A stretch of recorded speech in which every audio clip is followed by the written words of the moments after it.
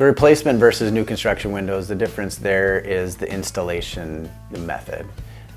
On a replacement window, a lot of times what they're doing is they're leaving your existing frame in there and they're sliding the new window into the old frame. Some drawbacks of that are that you aren't able to address any moisture intrusion or things that have happened over the years. You're not able to insulate as well as you would be able to if you took that window frame, and you lose glass. Since you're putting a new window inside an old frame, the viewable area of glass that you're going to be able to see out of it shrinks down.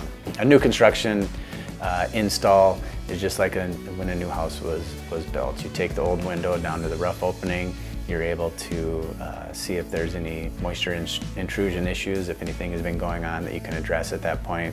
You're able to use all the tapes and flashings just like you would on a new install the window, and then insulate around that opening there. And you don't lose any glass. A lot of times you will actually add viewable area because the frames of the newer windows are a lot smaller than some of the older windows were.